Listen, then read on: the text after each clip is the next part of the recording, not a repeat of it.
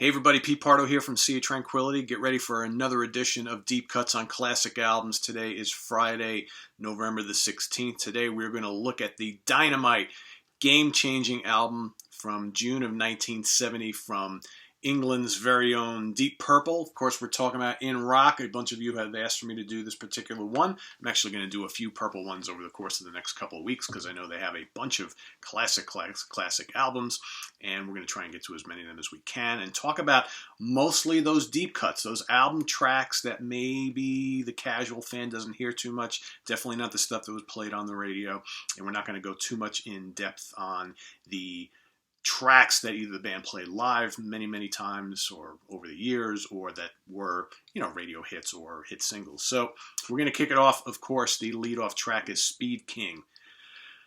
For hardcore fans of the band, of course, you know that song very well.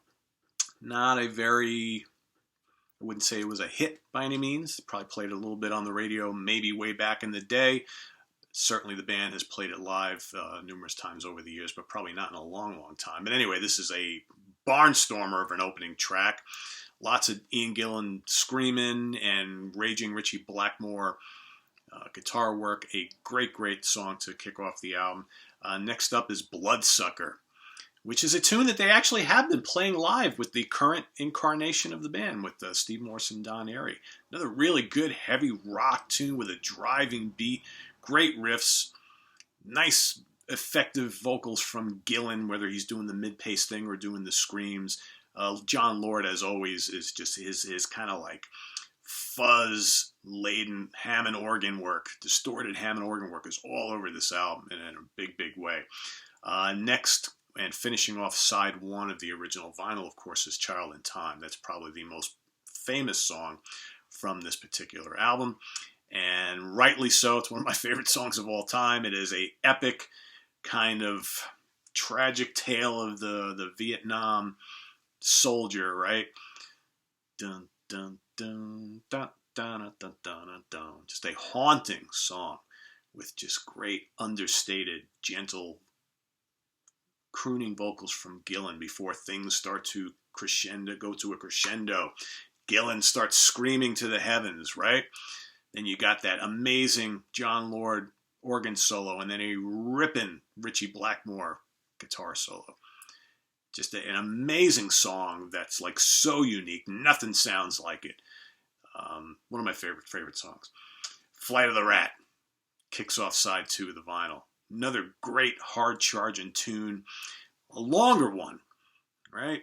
Got actually a bunch of lengthy tunes on this one. I think Flight of the Rat was almost 8 minutes long. Child in Time was 10 plus minutes. Flight of the Rat, kind of experimental, kind of proggy in spots. A rumbling riff from Blackmore, but yet launching into guitar and organ solos. More great screaming vocals from Gillan. Probably, if I were to look back on my favorite Gillan performances over the years on studio albums, I would have to say, In Rock, definitely, probably Machine Head, without a doubt, Born Again by Black Sabbath, as well as Mr. Universe by the Gillan Band, some of his best performances, but Ian's always great anyway. Into the Fire, probably the heaviest song on the album. Dun, dun, dun, dun, dun, dun, dun, dun, dun, dun, dun, dun, dun, dun. Great tune. And then Ian, of course, just unleashing screams from hell. Awesome tune. Living Wreck, kind of a funky tune with some really cool organ from John Lord, and probably a little more of an understated vocal from Gillan, but he still gives it his all. Great drumming too from Ian Pace, and Roger Glover, of course, is there. Great rhythms. I like this tune a lot. It's got a ton of groove. And then, of course, finishing it all up is Hard Lovin' Man, another kind of extended piece, little bluesy, definitely experimental, a little proggy. In fact, that one clocks in at over 7 minutes. Another great tune that features just some outstanding lead guitar solos and lead Hammond organ solos. Because again, this is a band at the time. At this time, they were looking to kind of break away from that kind of pop and psychedelic thing that they were doing on their first three albums. The first three albums are great, But most of the guys in the band, especially Blackmore, wanted to get into like heavier music, heavier rock, because that's the way things were going. You had Zeppelin doing their thing at the time. Cream, obviously, Jimi Hendrix Experience, The Who. Uriah Heep was just starting to break. Black Sabbath, of course. So Purple were right there in the middle of all that, helping change the way that music could be heard, the intensity of music, the heaviness of music, taking that early blues rock style, maybe throwing in some jazz, some psych, some prog, which of course there was really no prog at the time. That was also in development. So here you had this like kind of proto-metal thing, right? Very, very cool stuff. And you had this new lineup of the band, Mark II era of Deep Purple, just like putting in a fantastic performance. For me, a game changer album. One of my favorite albums of all time. In fact, probably a top 3 album of all time for me. It's just incredible, incredible. Of course, you got the Mount Rushmore on the front. There's the guys in the band right there looking all sorts of young. Deep Purple and Rock from 1970. Fantastic, fantastic. A lot of great deep cuts.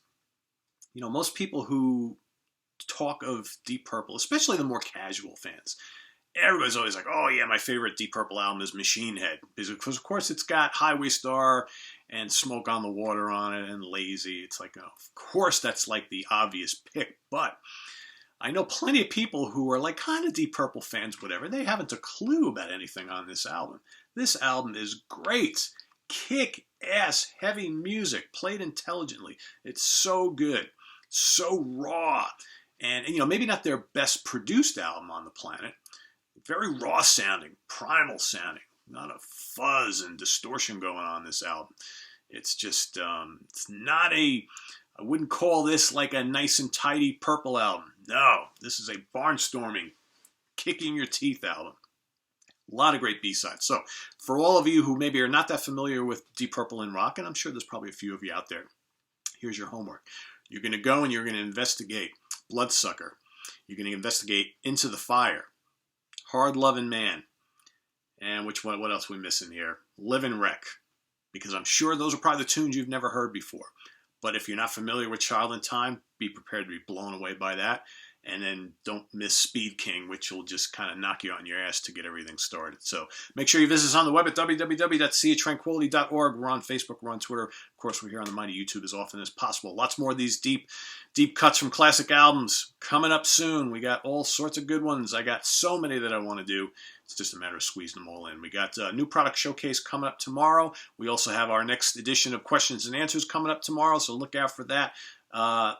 Judas Priest History of Show, myself and Chris Allo, we're finally doing this on Tuesday. So look for that either Tuesday night or Wednesday during the day. You can sit and watch that Thanksgiving Day while you're eating some turkey and having a couple cocktails. You could be watching the history of Judas Priest, which is easily going to be a 45 minute to an hour long show. So I'm sure you'll love that. So anyway, guys, take care and I'll see you real soon. Bye-bye.